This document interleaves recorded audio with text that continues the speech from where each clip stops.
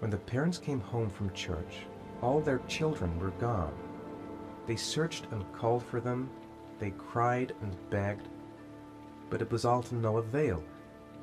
The children have never been seen again.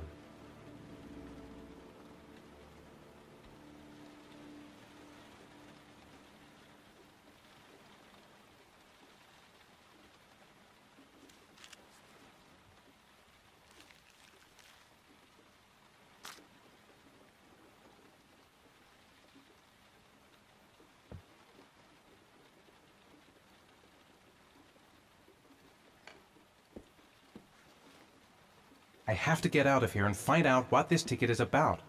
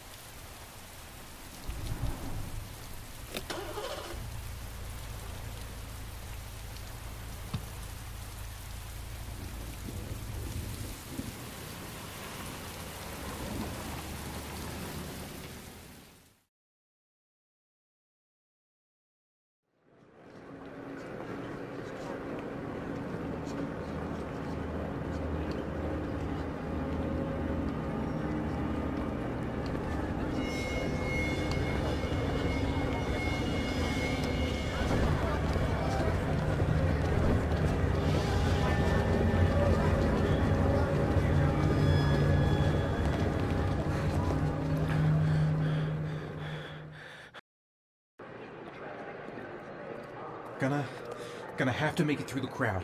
I can't take crowds. Just can't handle it.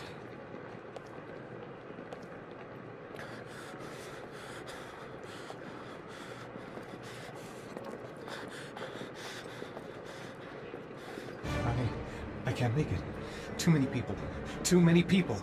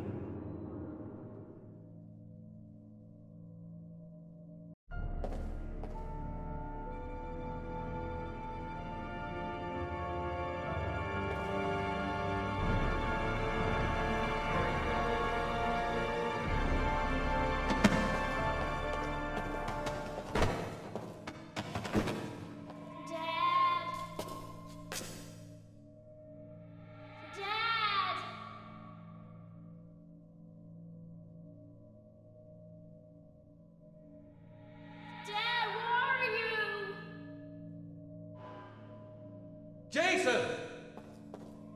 Dad! Jason! Dad! Jason!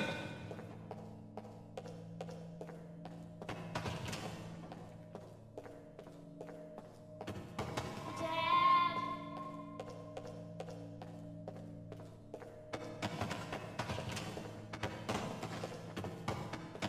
Jason! Dad! Jason! Dad!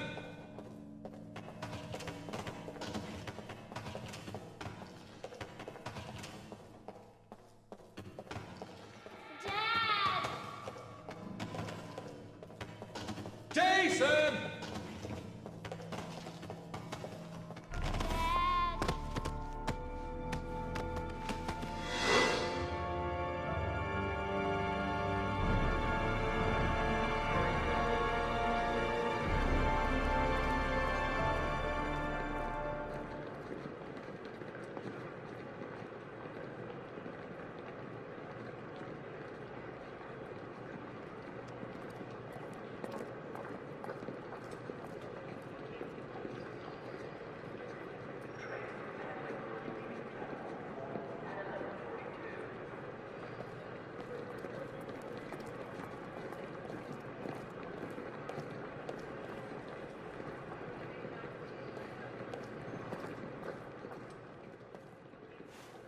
Line 18, box number 3.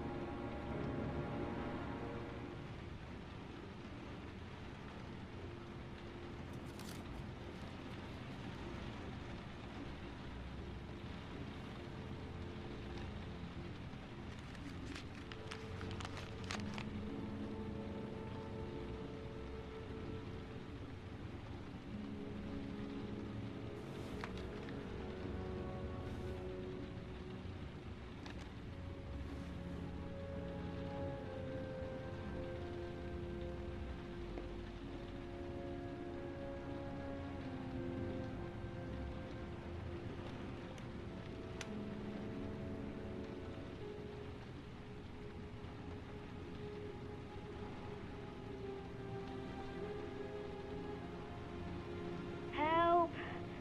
Dad, Shaun, where are you? I'm so cold. Dad! Dad!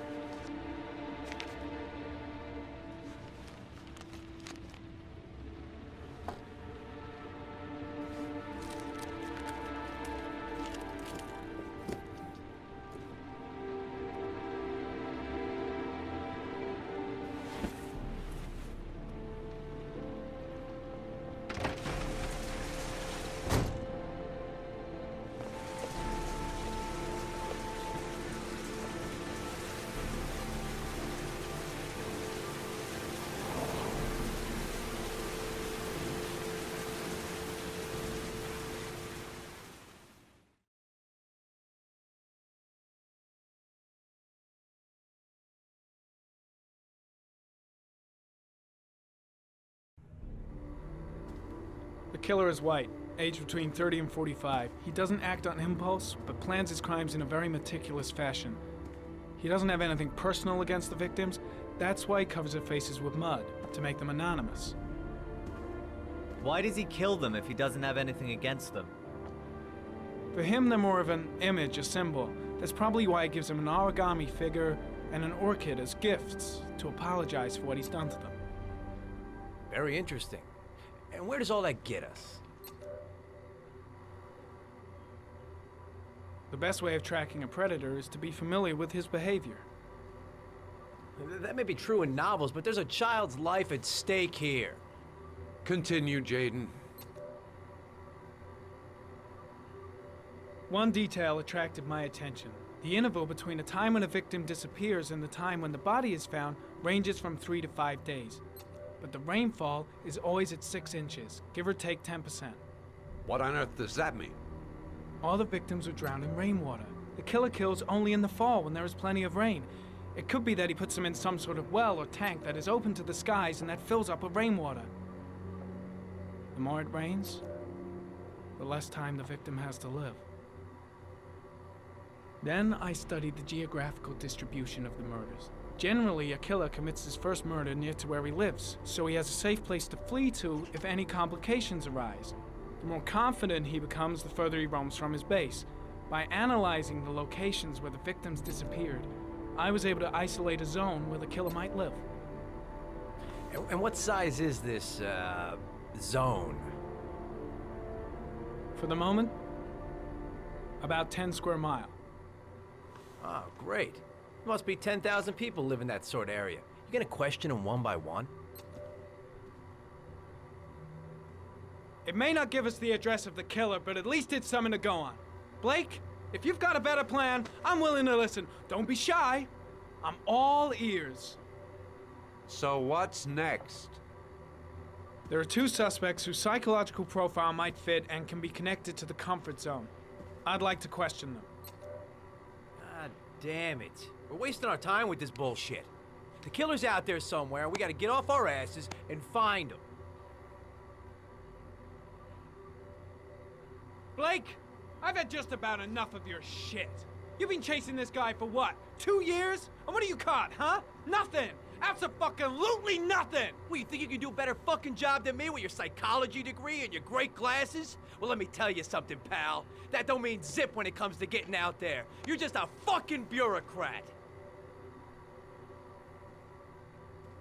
Your vast experience hasn't prevented 8 victims from being murdered. Fucking asshole! That's enough! You said it took 6 inches of rainfall before the victim died. How much time do we have left? If the weather forecasts are right, less than 72 hours.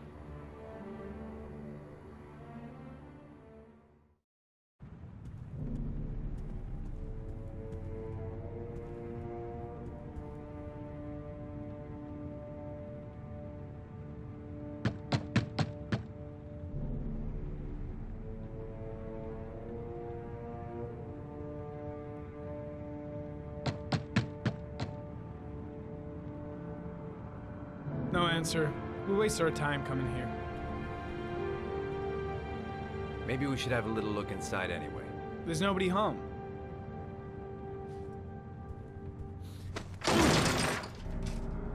There is now. I'm not sure that's entirely legal.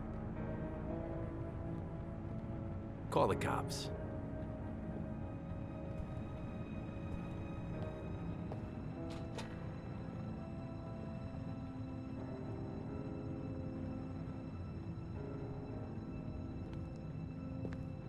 Looks like Nathaniel Williams is a pretty religious guy.